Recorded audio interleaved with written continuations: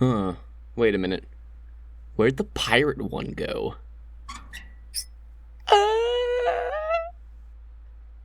Welcome back, viewers. What? Another video that isn't released 6 months later? Pretty wacky. Anyway, if you watched my last video, you will know that I modeled Freddy Fazbear from memory, and I'm assuming you read the title of this video. Same concept, except I'm modeling Foxy now, because that's who was requested in the comments of my last video. And let me tell you, this one was a whole lot of fun, except for the areas where it wasn't. If we pull up a picture of Foxy, this was the area where all my excitement and joy were drained from my body. Because how the heck am I supposed to model this shape? What? The model's already done. Pulling up a picture now isn't cheating. Anyway, enough talking about it. Let's go over it.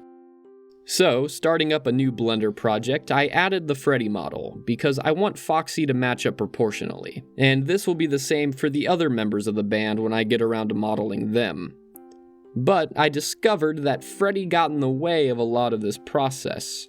So I am sorry if he's just a massive eyesore for you. Anyway, let's talk about pain, because that's what modeling Foxy's head caused me. So I had the image in my head. I had the idea of what his head looks like. But figuring out how to model it was difficult, especially with zero reference.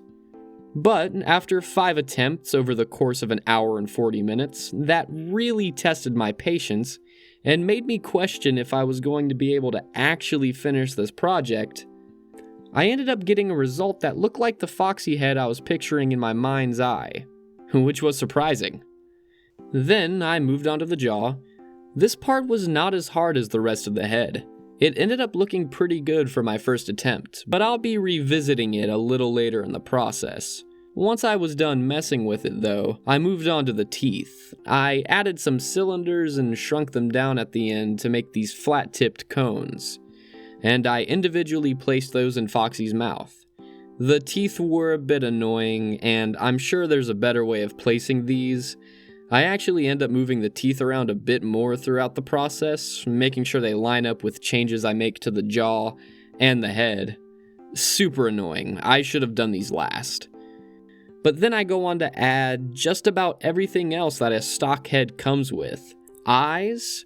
Oh, can't forget the eye patch. A failed attempt at an eye patch strap. And eyebrows. With those things added, I started adding some color to Foxy's head, and it was at this point I realized it was really coming together for me. I felt like I was doing a good job. Then you'll see me revisiting the jaw.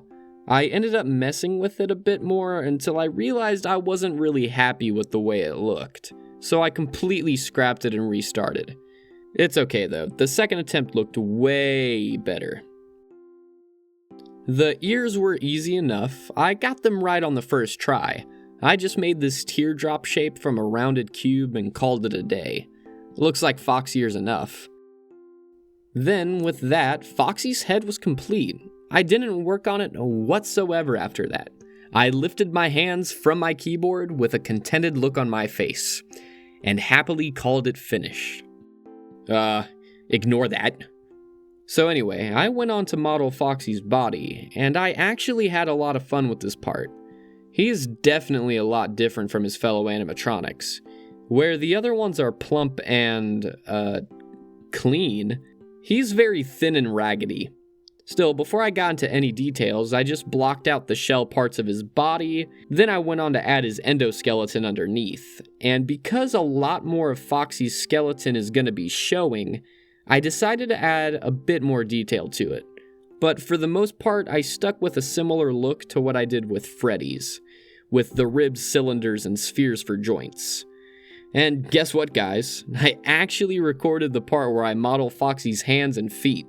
Well, one hand and one hook. So if you guys request a time-lapse, that part will be included this time.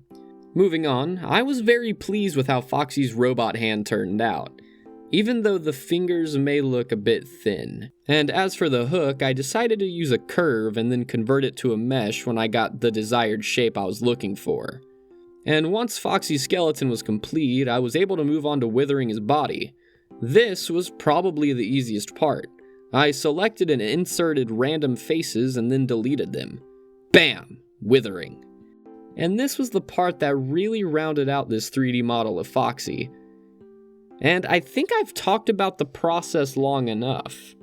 It's time for the reveal.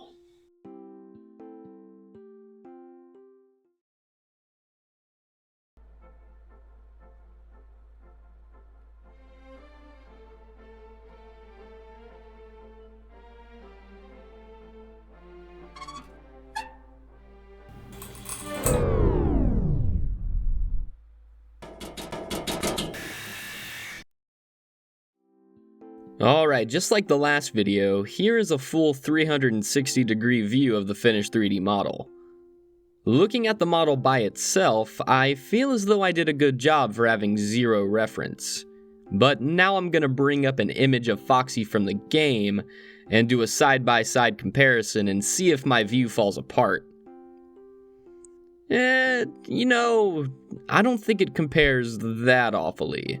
The colors and the proportions are definitely off. The arms are too long, the legs look a bit short, and the nose is too small. And my endoskeleton is severely lacking in detail compared to the game model. But I really am enjoying the cartoony look I managed to achieve. Just like Freddy, I think it's charming. And I'm definitely going to keep it consistent as I finish this series. And I think that wraps just about everything up. Now we only have 2 members left, Bonnie and Chica. Go ahead and let me know who you want to see next in the comments. And I'll see you next time.